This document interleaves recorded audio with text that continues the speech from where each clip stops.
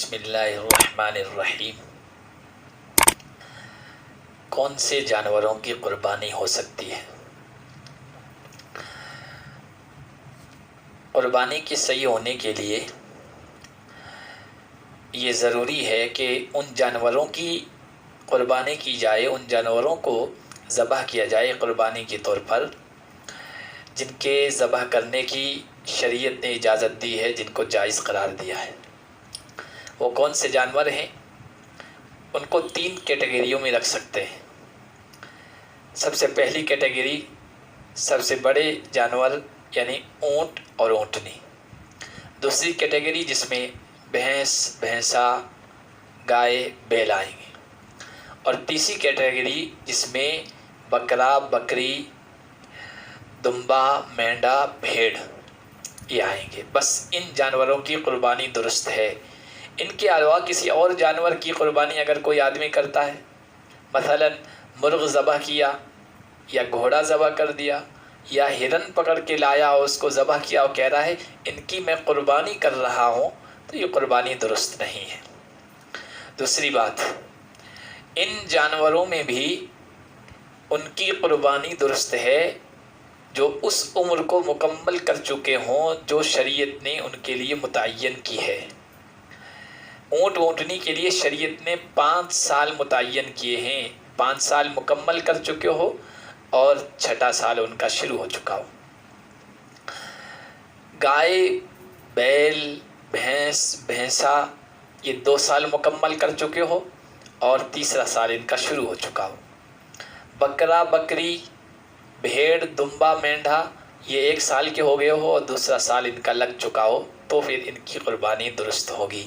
ہاں، بھیڑ اور دمبے وغیرہ میں اگر وہ اتنے موٹے تازے ہیں کہ ہیں تو عمر کم کے، 6 مہینے کے ہیں، 7 مہینے کے ہیں یا 8 مہینے کے ہیں، لیکن اتنے موٹے تازے ہیں کہ اگر ان کو 1 سال کے بھیڑ دمبوں میں چھوڑ دیا جائے تو وہ ان کے برابر کے لگتے ہو، تو کم عمر کے ہونے کے باوجود ان کے یا 7 مہینے کے ہیں لیکن بڑے لگ رہے ہیں تو ان کی قربانی کی اجازت شریعت نے دی ہے، نبی کریم صلی اللہ علیہ وسلم نے عطا فرمائی ہے۔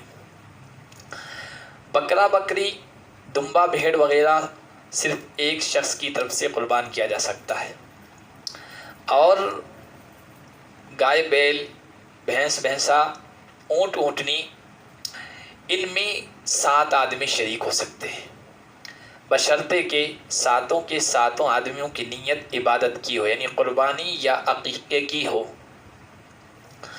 اگر کسی ایک آدمی کی بھی نیت صرف گوشت خوری کی ہے، وہ اس لیے حصہ لے رہا ہے کہ کم از کم قربانی کے دنوں میں مجھے گوشت مل جائے گا، تو پھر کسی کی طرف سے قربانی درست نہیں ہوگی۔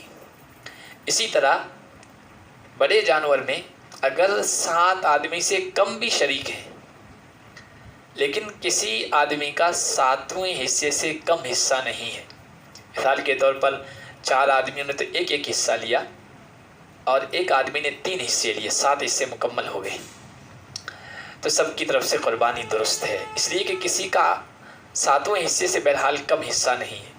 اور اگر کسی بڑے جانور میں آدمی شریک ہو گئے 8 تو پھر کسی کی طرف سے بھی قربانی درست نہیں ہوگی۔